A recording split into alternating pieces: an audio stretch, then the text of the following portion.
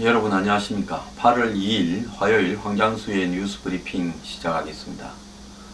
연일 불볕더위 열대야가 참 힘듭니다. 제가 참 요즘 제일 안타까운 것은요, 이 쪽방에 사시는 분들이, 쪽방이라는 게 대체로 환기도 잘 안되고 이 구석에 틀어박힌 골방인데요, 거기서 얼마나 덥겠습니까? 어떤 이 조사에 보면 실내 온도가 37, 8도가 넘는다. 자, 거기서 한여름을 나시는, 한마디로 빈곤 계층, 또 독거 노인, 이런 분들의 고통에 대해서 정부도 좀 실감을 해야 될 것 같습니다.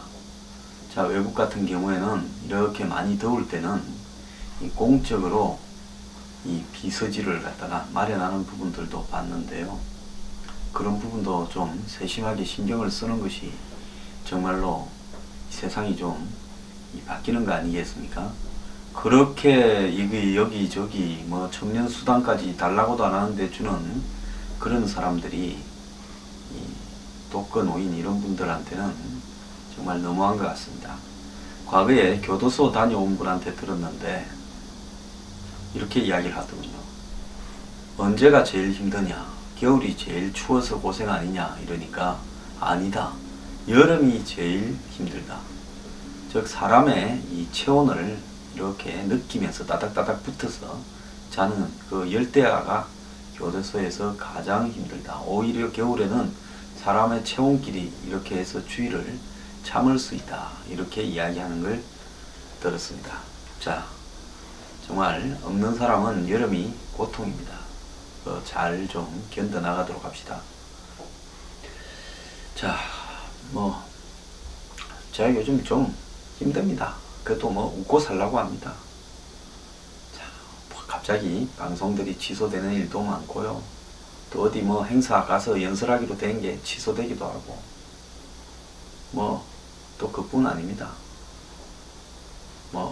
황장수 부르지 말라고 연락하기도 하고, 제가 그런 걸 해가지고 떼돈 벌 것도 아니고, 그런 걸 해갖고 제 살림살이가 나아지는 것도 아닙니다. 안 해도 그만입니다. 어차피 그런 걸 하나 안 하나 제 사는 방향이나 모습에 크게 차이가 없습니다. 자, 어제 어떤 회원분이 김영란 법에 대한 제 태도가 마음에 안 든다 하면서 탈퇴하겠다, 그래서 그러신가 했습니다. 저는 별로 잘 나가지 않기 때문에 댓글을 보거나 이런 거에서 충격을 받지도 않습니다. 그냥 조용히 지웠습니다. 그 회원분은 양해를 하길 바랍니다. 자, 황장수를 보고 90%는 인정한다면서 김영란법이나 몇 가지가 마음에 들지 않아서 그렇게 비판하실 정도라 그러면 일찍 해오기를 내지 않는 게 좋습니다. 그리고 제 이 방송 보는 게 정신건강에 해로울 거니까 보지 마십시오. 제가 그래서 이 방송 시청자분들께 여러 차례 말씀드렸지 않습니까? 회원을 좀 가입해 주셨으면 좋겠습니다. 솔직히 제가 힘들거든요. 그런데 쉽게 판단하고 절대 가입하지 마십시오.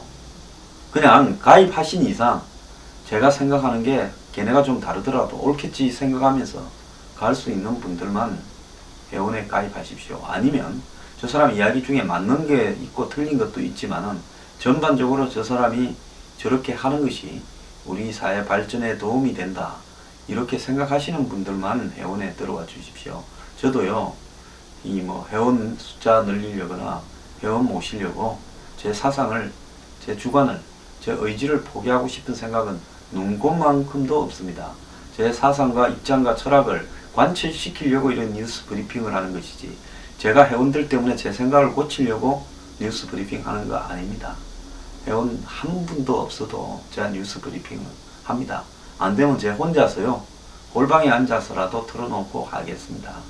그렇기 때문에 회원 부분들의 이런 어떤 참가 부분에 대한 의미가 뭔지 좀 생각을 많이 해주시기를 부탁드립니다.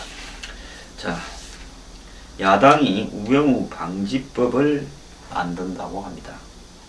그럼에도 불구하고 청와대는 꼼짝을 하지 않고 있습니다. 우병우 수석 문제에 대한 언급을 하지 않을까 예상이 되는데요. 자, 청와대는 오늘 아침에도 어제도 정상적으로 업무를 보고 있다 말을 했습니다. 자, 정상적으로 업무를 보고 있다. 괜히 헛다리 짚지 말고 흔들지 마라. 이 이야기로 해석이 됩니다. 자, 야당은 우병우 수석이 본인과 부인 자녀 3명이 비상장 페이퍼 컴퍼니 같은 회사를 만들어서 100%의 지분을 소유하고 있는데 부동산 임대 소득으로 1억 4천만 원을 받아 벌었습니다. 이 회사는 부동산 임대를 통해서 돈을 버는 그런 회사죠. 부인이 75억을 회사에 임차를 해줬다 하지 않습니까? 아니 자기가 주인이면서 뭐 내면 내지 또 뭔 임차입니까? 거기다 아주 이자 또 계산하려고 그러겠죠. 이자 계산해서 비용으로 빼려고. 임대소득에서 벌은 돈이 접대비, 차량 유지비, 교통비, 통신비 등으로 다 빠져나가서 결과적으로 세금을 내지 않게 됐다는 겁니다. 900만 원인가 냈죠. 이런 경우 개인은 임대소득세를 내야 되지만 법인은 중소기업 공제까지 받게 된다면서 이런 문제를 바로잡는 법안을 이번 세법 개정안에 반영해서 부유층의 세금 탈루가 없도록 하겠다 이래 했습니다. 당연한 일이고요. 진작 이랬어야 되는데 왜 이렇게 하지 못했는지 의심스럽습니다. 자, 이 회사는 차량 유지비로 782만원, 직업 임차료로 5,040만원 등 비용 처리를 엄청나게 해버렸습니다. 그래서 이 감가상각에 의하면 임대료 수입이 1억 827만원인 회사에 이 영업 비용이 1억 4천만원에 이르렀습니다. 그래서 사실상 임대 수입의 대부분이 비용으로 처리되어 버린 부분이 있습니다. 그리고 이 회사는 임대 소득이 외에 영업 외수익, 즉 이자 수익, 그 다음에 부동산 투자 신탁 상품 평가 수익 등이 1억 5천만 원이 별도로 있는데 법인세는 970만 원, 중소기업 회계 처리 특례를 받아서 6.45%로 이를 냈습니다. 그러면 합치면 총각이 얼마인가 하면 2억 6천만 원 가량의 수익을 본 회사가 세금을 그러니까 900만 원대 냈다 이런 이야기인데요. 자, 이것이 합법입니까? 자, 그래서 야당에서는 법조계와 언론계에 문의하니까 위계에 의한 공무집행방해, 배임, 직권남용, 농지법, 부동산 실명제법, 공직자윤리법 등도 위반한 것으로 해석이 된다 이렇게 이야기를 합니다. 자, 이 문제에 대해서 청와대는 당의 비박과 연관이 있는 특정 보수 언론이 이 문제를 까서 한마디로 당의 전당대회를 앞두고 비박 친박 싸움에서 청와대의 힘을 빼고 또 이 지금 사정을 지휘해서 롯데 수사 등에서 이 전 정권과 비박 친위 등을 조사하려고 하는 정권의 입장을 흔들어 버리려고 한마디로 사정의 이 지휘소를 겨냥해서 폭격을 했다. 이렇게 생각을 하면서 정권 흔들기다. 이렇게 보고 있는 시각도 있습니다. 자, 그것은 당연히 청와대나 박 대통령을 지지하는 사람들의 생각이겠지요. 자, 저도 일의 동기나 배경에 그런 일이 있을 수 있다고 보고 있습니다. 하지만요, 그렇다 하더라도 그런 배경이나 동기가 있다 하더라도 나쁜 사악한 동기를 끼고 있다 하더라도 공개된 사실이 그게 팩트면 그건 책임을 져야 되는 겁니다. 자, 내가 정말로 고상한 목적을 달성하려고 하는데 그 과정에서 내가 쓰는 수단들에서 흠결이 좀 나왔다고 그 고상한 목적을 포기할 수 없다 이렇게 생각을 할 수 있을 겁니다. 특히 권력의 핵심에 있는 사람이거나 최고 권력자는 그렇게 생각을 할 겁니다. 자, 십자군 원정이요, 기독교를 독실하게 믿는 소수의 사람들은 한마디로 이 이슬람 이교도들에서 예루살렘을 회복하자라는 거창하고 고상한 목적이라 생각하겠지만 사실 십자군 전쟁이 이 농노들을 강제 침탈해서 그 멀리 이슬람까지 가면서 그 과정에서 벌어졌던 약탈, 방화, 착취, 강간, 온갖 문제들이 벌어졌고 또 이슬람 교도들을 대량으로 학살하는 치욕스러운 일들도 있었다는 겁니다. 차라리 이슬람의 지도자 살라딘은 이 자신이 정복 십자군 전쟁에서 기독교도들을 이겼음에도 불구하고 모두 죽이거나 이런 학살 행위를 별로 안 했습니다. 그래서 이런 부분으로 봤을 때 그 십자군 전쟁이 역사적으로 좋게 평가받지를 못한 신의 이름을 빙자한 이 탐욕스러운 전쟁이었다. 이렇게 기억되지 않겠습니까? 아무리 고상한 목적을 내세운다 하더라도요. 그것이 하는 방법이 옳지 못하면 더러운 칼로서 절대로 이 숭고한 피를 흘려서 세상을 정화할 수는 없다고 보고 있습니다. 하물며 그 본디 근원적인 목적 자체도 겉으로는 부패를 척결한다지만 이면으로 보면 우리 소수의 핵심들이 정권을 창출 못하면 앞으로 어떻게 될지 모른다. 깜빵을 갈지도 모른다. 그렇기 때문에 우리가 수단과 방법을 가리지 말고 정권을 창출하기 위해서 8월 9일 당권을 잡아야 되고 그 다음에 개헌을 해야 되고 대권을 잡아야 된다. 이런데 몰두되어서 그런 어떤 정치적 일종의 수단의 일환으로 사정을 내세우고 부패 척결을 내세운 부분이 없는지 한번 물어보고 싶습니다. 그렇게 부패 척결을 하라고 힘이 있을 때 앞뒤 가리지 말고 첫번부터 잘못한 사람이 있으면 목을 다 베어버리면서 손과 팔을 다 잃더라도 부패 척결 하나를 해서 역사에 남아라고 제가 얼마나 대통령께 말을 했습니까? 그럼에도 불구하고 안 하더니만 이제 전당대회를 앞두고 갑자기 사정수사를 한다고 이렇게 하니까 그 동기에 있어서 순수성을 누가 얼마나 이해를 할 수 있겠습니까? 자, 그럼에도 불구하고 대통령은 온갖 순환을 겪더라도 이걸 포기하지 않고 밀고 나가겠다. 이렇게 말씀을 하시는데요. 뭐 좋습니다. 그렇게 하셔도 상관이 없는데 문제는 뭔가 하면 과연 그럴 만한 가치가 있는 것인가? 지금 사드가 중요하지 않습니까?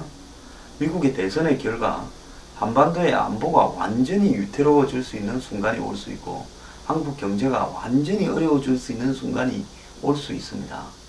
그러면 지금 대통령께서는 뭐가 중요합니까? 사드와 한미 상호방위조약, 전시작전권, MD 이런 부분들이 더 중요하고요. 더 나아가서 또 뭐가 중요하겠습니까? 한미 통상 마찰이나 환율 문제 등을 대응하고 중국의 경제 충돌을 추락을 대비하는 것 이런 것이 더 중요하지 않겠습니까?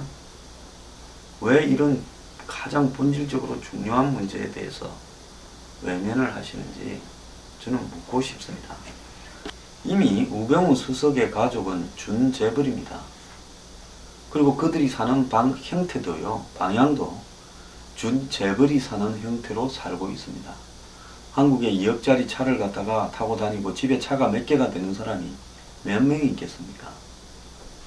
자, 그들은 한국 사회에 0.001%쯤 되는 특권층의 가족들인데요. 자, 꼭 부패 척결을 이런 사람의 손에 맡겨서 부패 척결을 하겠습니까? 그러다 보니까 효성의 집안 싸움 같은 데도 개입했다라는 이런 이상한 이야기까지 돌고 있지 않습니까? 저는 그 문제를 믿고 싶지도 않고 그 문제를 지적하고 싶지도 않습니다. 문제는 뭔가 하면 우병우 수석이 결혼을 통해서 혼맥을 통해서 우리 사회에 준재벌적 위치에 올라가 있는 한마디로 사람입니다. 근데 이런 사람이 과연 이 부패 척결이나 사회개혁에 얼마나 큰 의지를 가지고 있겠는가? 한번 생각을 해보십시오. 자, 가진 걸 더 많이 지키기 위해서 노력하겠습니까? 가진 자들의 문제들을 갖다가 이렇게 바로 잡는 데 노력을 하겠습니까? 이 민정수석이라는 사정과 부패 척결 한마디로 대한민국의 클린의 수장을 그런 사람을 앉히는 것이 적절하다고 봅니까? 이 사람들의 처가부터 가족까지 전부 생활 자체가 특권과 탈법, 즉 합법과 비합법의 경계를 넘어다니는 이런 것으로 이루어진 사람인데요. 자, 어느 회사가 1300억이 넘는 돈을 주고 안 팔리는 알박이 된 땅을 사드리겠습니까? 그것 자체가 특권이라고 보지 않습니까? 자, 이런 사람이 검증을 책임지고 있으면서 공직자들의 검증을 제대로 할 리가 없죠. 특히 돈 문제에 대한 검증은 더더욱이 제대로 안 할 겁니다. 왜? 자기도 그런 탈법으로 어울려졌는데 남의 탈법을 갖다가 지적을 쉽게 할 수 있겠습니까? 자, 나중에 그 남의 탈법을 가지고 낙마를 시키면 자신한테도 그 칼날이 돌아올 수 있지 않겠습니까? 자, 그러면 이런 부분에 대해서 이미 여러가지 탈법 위법 사항이 나왔습니다. 도덕과 양심의 차원을 벗어나는 이런 문제들이 나왔습니다. 그럼에도 불구하고 왜 이 사람을 끼고 있습니까?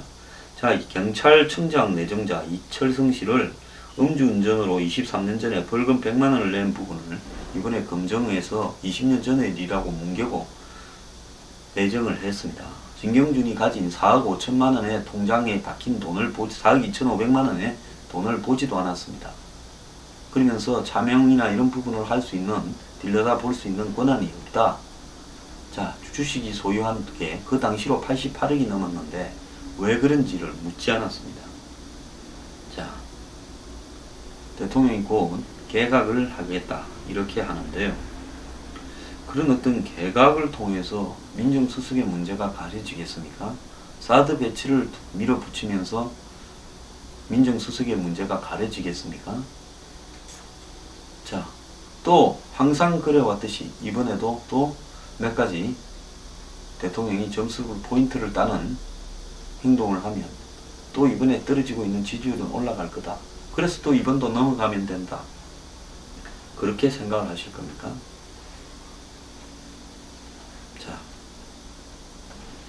정상이 국민들 다수가 이미 정상이 아니라고 보고 있습니다. 여론조사에서도 많은 여론조사에서 정상이 아니다 이렇게 보고 있습니다. 특별감찰관실의 감찰을 통해서 없던 사실이 알려져서 국민들에게 우병우 수석의 제대로 된 소명이 나올 거라고 생각하는 국민은 거의 없을 겁니다. 저도 이 사람 때문에 상당히 피곤합니다.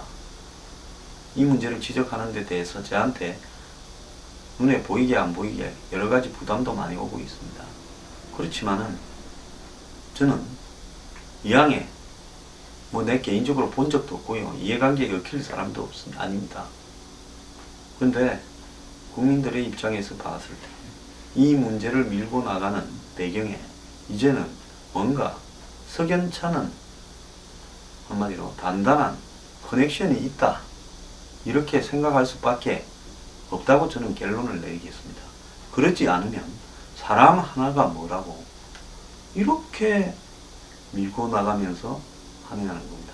이 사람 때문에 정권 재창출이 되고 대통령 임기말 관리가 되고, 이 사람이 빠지면 정권 재창출도 안 되고 임기말 관리가 안 될 정도로 비중이 큰 사람입니까?